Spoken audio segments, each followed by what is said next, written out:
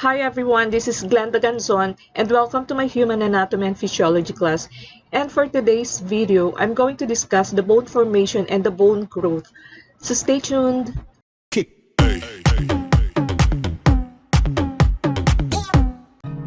In the early stages of embryonic development, the embryo's skeleton consists of fibrous membranes and hyaline cartilage.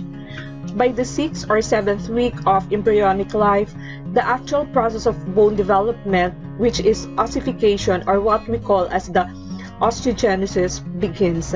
So there are two osteogenic pathways. The first one is the intramembranous ossification and the second one is the endochondral ossification. But bone is the same regardless of the pathway that produces it. Bone is a replacement tissue, that is, it uses a model tissue on which to lay down its mineral matrix. For skeletal development, the most common template is cartilage, and during the fetal development, a framework is laid down that determines where the bones will form.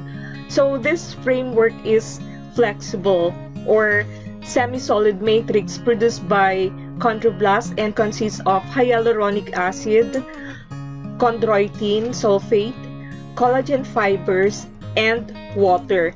And as the matrix surrounds the isolates chondroblast, they are called chondrocytes. So unlike most connective tissues, cartilage is avascular or avascular, meaning it has no blood vessels supplying nutrients and removing metabolic waste. So all of these functions are carried on by diffusion through the matrix, and this is why damaged cartilage does not repair itself as readily as most tissues do. And throughout the fetal development and into childhood growth and development, bone forms on the cartilaginous matrix.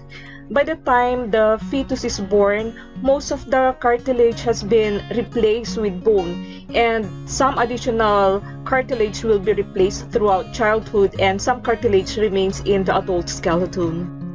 During the intramembranous ossification, compact and spongy bone develops directly from sheets of mesenchymal or undifferentiated connective tissue, and the flat bones of the face, most of the cranial bones, and the clavicles, or what we call as the collarbones, are formed via intramembranous ossification. In the figure 1 of this picture, the process begins when mesenchymal cells in the embryonic skeleton gather together and begin to differentiate into specialized cells. Some of the cells will differentiate into capillaries, while others will become osteogenic cells and then osteoblasts.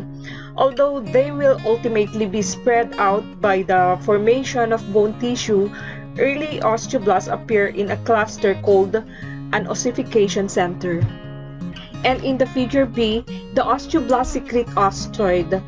It is an uncalcified matrix which calcifies or hardens within a few days as mineral salts are deposited on it, thereby entrapping the osteoblasts within. Once entrapped, the osteoblasts become osteocytes, and as osteoblasts transform into osteocytes, the osteogenic cells in the surrounding connective tissue differentiate into new osteoblasts. And in the figure C, or the one that is located in the left lower portion of your screen, osteoid or unmineralized bone matrix secreted around the capillaries result in a trabecular matrix, while osteoblasts on the surface of the spongy bone becomes the perosteum. So the perosteum then creates a protective layer of compact bone superficial to the trabecular bone, and the trabecular bone crowds nearby blood vessels which eventually condense into red marrow. In addition, intramembranous ossification begins in utero during fetal development and continues into adolescence. And at birth, the skull and clavicles are not fully ossified, nor are the sutures of the skull closed. So this allows the skull and shoulders to deform during the passage through the birth canal. And the last bones to ossify via intramembranous ossification are the flat bones of the face, which reach their adult size at the end of the adolescent growth spurt. In endochondral ossification, bone develops by replacing hyaline cartilage, and this cartilage does not become bone, and instead, the cartilage serves as a template to be completely replaced by new bone. So endochondral ossification takes much longer than intramembranous ossification. So bones at the base of the skull and long bones form via endochondral ossification. In a long bone, for example, at about 6 to 8 weeks after conception, some of the mesenchymal cells differentiate into chondrocytes, which is the cartilage cells, and that form the cartilaginous skeletal precursor of the bone. And soon after, the perichondrium, which is a membrane that covers the cartilage, appears. So endochondral ossification follows 5 steps. In figure A, mesenchymal cells differentiate into chondrocytes, and in figure B, the cartilage model of the future bony skeleton and the perichondrium form. In figure C, capillaries penetrate cartilage and perichondrium transforms into perosteum. And then perosteal collar develops and primary ossification center develops also. So in figure D, cartilage and chondrocytes continue to grow at ends of the bone, and in figure E, secondary ossification centers develop. And in the last picture, the figure F, cartilage remains at the epiphyseal or growth plate at the joint surface as articular cartilage.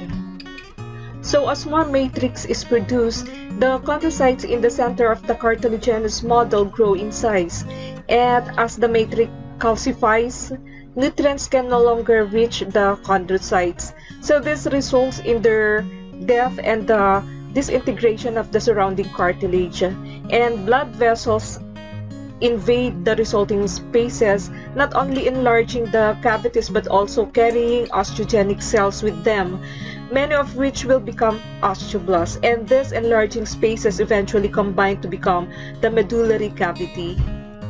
And as the cartilage grows, capillaries penetrate it. So this penetration initiates the transformation of the perichondrium into the bone-producing perosteum.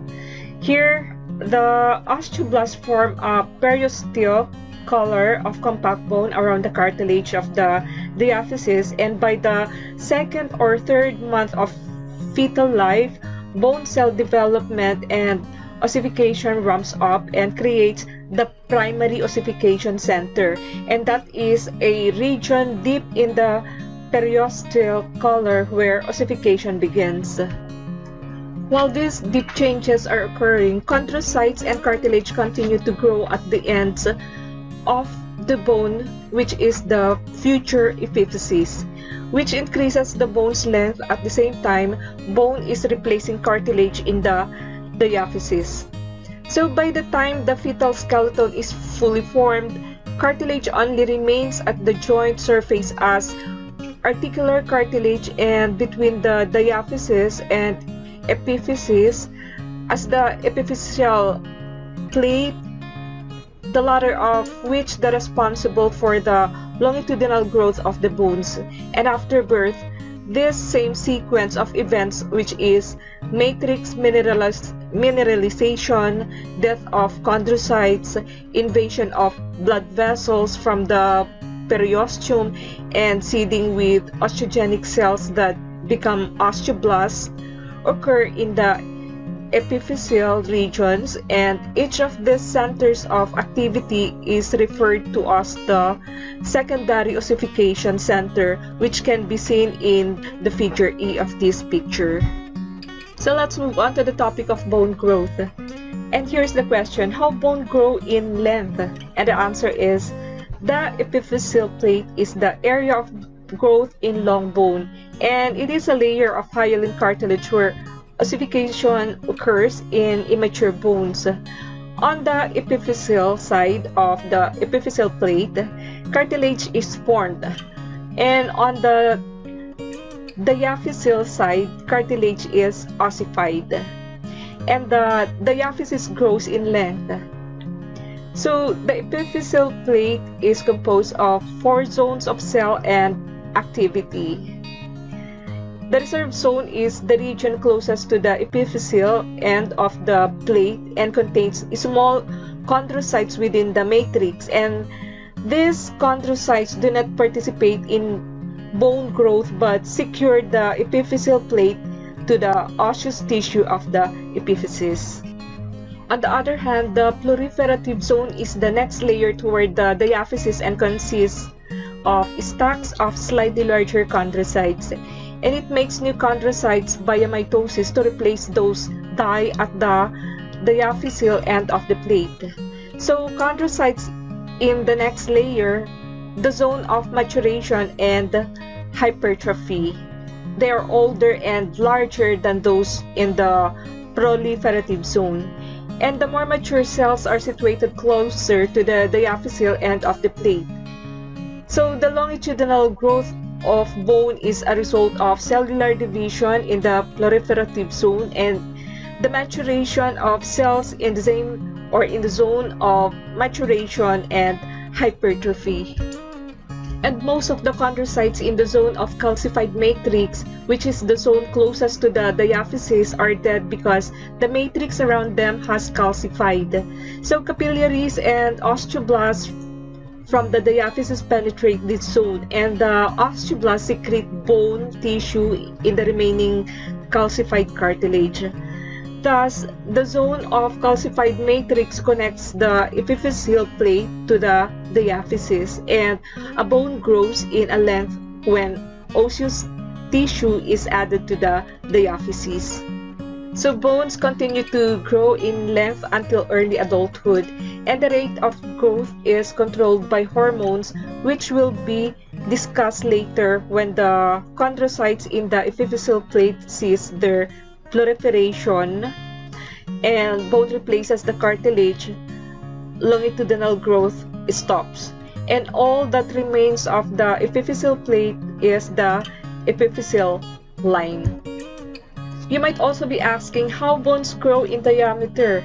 So while bones are increasing in length, they're also increasing in diameter. So growth in diameter can continue even after longitudinal growth ceases, and this is called oppositional growth. Osteoclasts resorb old bone that lines the medullary cavity, while osteoblasts via intramembranous ossification produce new bone tissue beneath the periosteum. So the erosion of old bone along with the medullary cavity and the deposition of new bone beneath the periosteum not only increase in diameter of the diaphysis but also increase in the diameter of the medullary cavity, and this process is called modeling.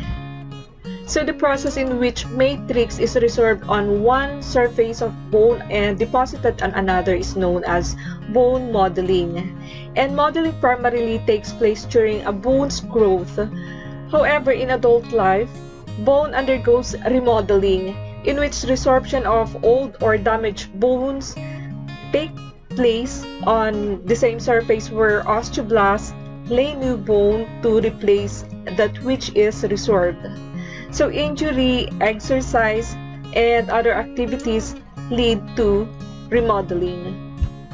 So this ends my discussion about bone formation and bone growth. And if you have any question, please write it in the comment section down below and I'll be glad to answer them all. And once again, I would like to thank you all for watching this video and for listening to my discussion. Again, until my next video, thanks everyone. Bye for now.